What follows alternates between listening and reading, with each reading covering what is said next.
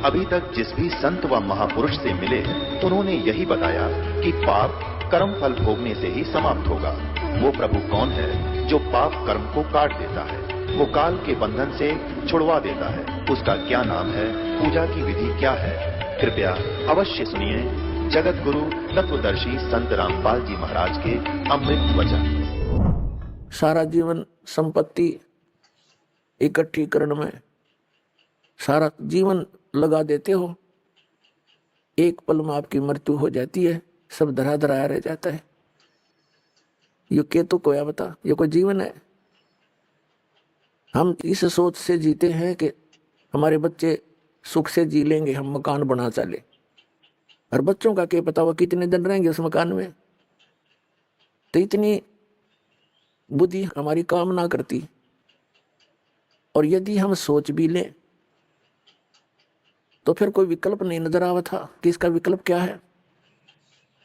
अब परमेश्वर ने इसका विकल्प आपके समक्ष खड़ा कर दिया।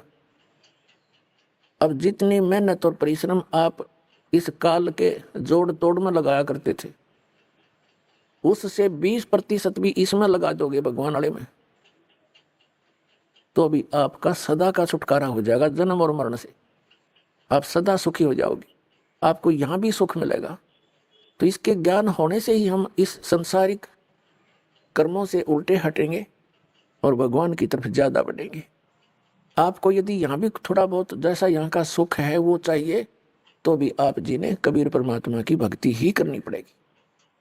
यहाँ भी सुख यही दे सकता है, आपके परिवार की रक्षा करेगा, आपकी रक्षा करेंगे, आपको भक्ति देंगे, आपके साथ साथ रहेंगे। जो जन मेरी शरण है ताका हूं मैं दास, और गेल गेल लाग गया फिर जब तक धरती आकाश। जो बच्चा गौ की नजर में यूं साईं को संत, और भक्तों के पीछे फिरे वो भक्त वत्सल भगवंत। जब आप इसकी शरण में आ जाओगे, इस दास से उपदेश ले लोगे, उसी दिन से परमात्मा आपका हाथ पकड़ लेगा। और जैसे माता पिता अपने बच्चे की प्रत्येक सुविधा का ध्यान रखते हैं, ऐसे रखेगा। और परमात्मा हमें याद दिलाते हैं आकर के, और कहा करते अपने ही आप में उदाहरण दे देकर वो परमेश्वर हमें समझाने की चेष्टा करते हैं। क्या बताते हैं? मानत ना मन मोरा साधो, मानत ना मन मोरा रे, बार बार मैं ये समझाऊं जग में जीवन थोड़ा रे, बार बार मैं ये समझाऊं जग में जीवन थोड़ा रे। मानत ना मन मोरा साधो, मानत ना मन मोरा रे, बार बार मैं ये समझाऊं जग में जीवन थोड़ा रे, बार बार मैं ये समझाऊं जग में जीवन थोड़ा रे।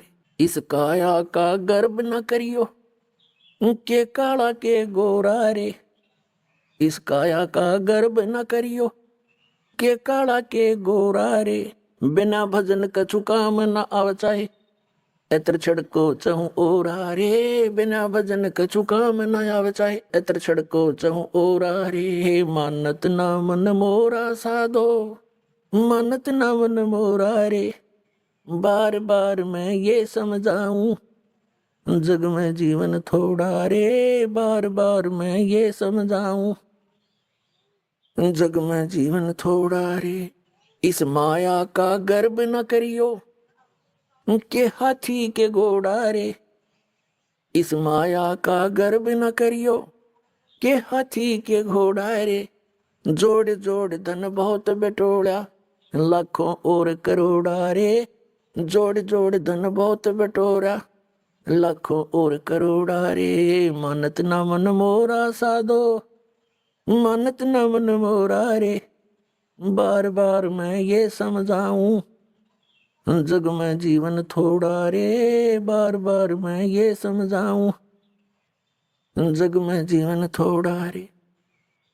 दुविधा दुर्मति चतुराई में जन्म गया नर तोरा रे, दुविधा दुर्मति चतुराई में जन्म गया मन तोरा रे।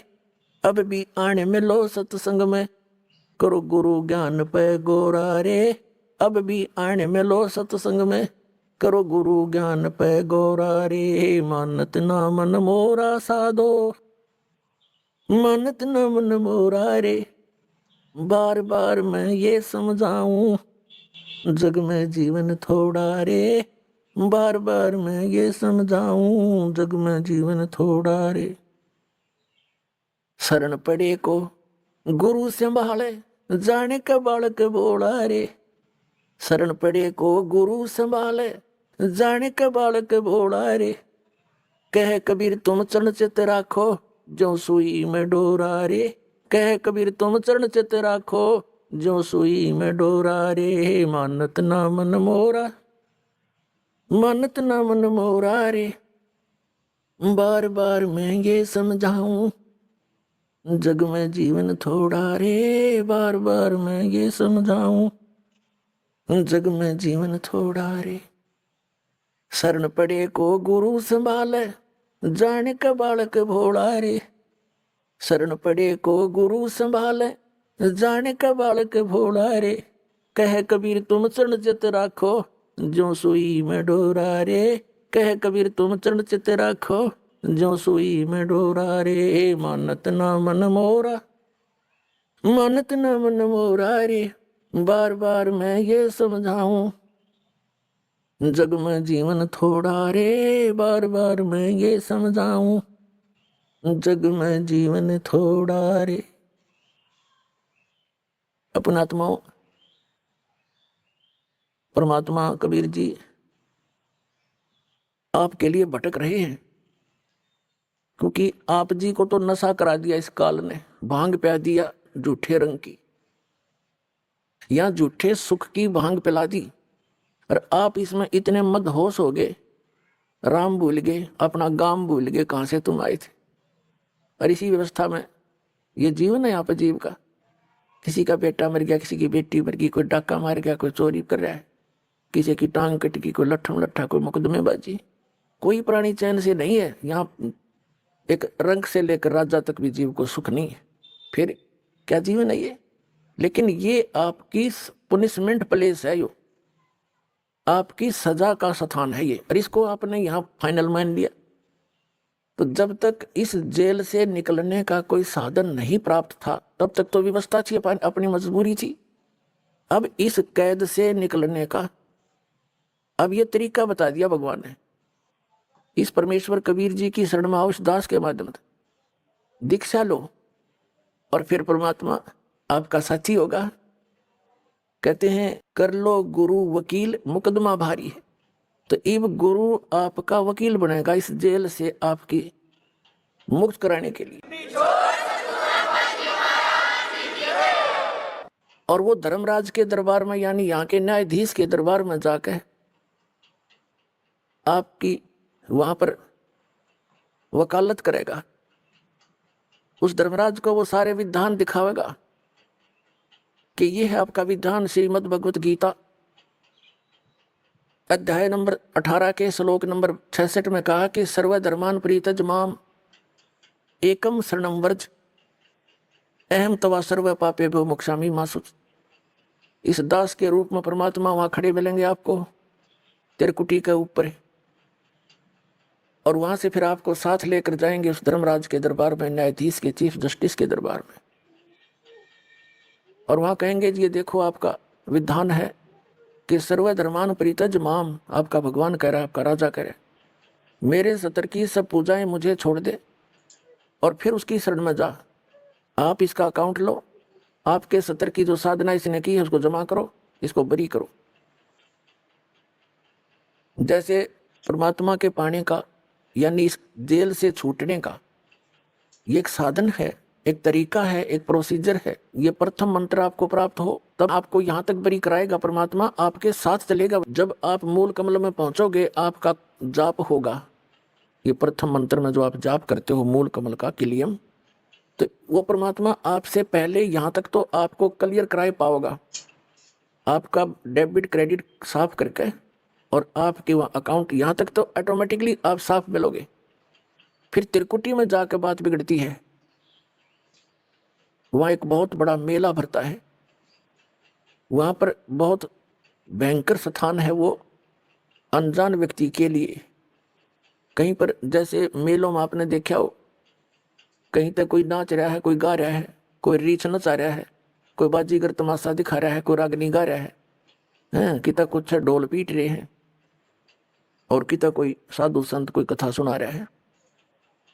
तो त्रिकुटी पर जाकर के बहुत बड़ा विशाल स्थान है वो, वहां पर ये काल नीचे के जो संत हैं नकली उसने भेज रखे हैं, ये इनके रूप धारण करके अलग अलग मंच बनाकर वहां सत्संग कर रहा होगा, और कहीं नाच रहे हैं, कहीं गा रहे हैं, कहीं पंक्तियां लगी हैं धर्मराज के दरबार में जाने के लिए। तो वहां यदि परमात्मा आपके साथ नहीं होंगे तो आप विचलित हो जाओगे, और उस समय परमात्मा हाथ पकड़ेगा, जैसे बालक का उंगली पकड़ लिया करे माता पिता, कहीं मेले में रड़ ना जाइयो, गुम ना हो जाए, यहाँ पर ऐसे साथ ले जाएगा।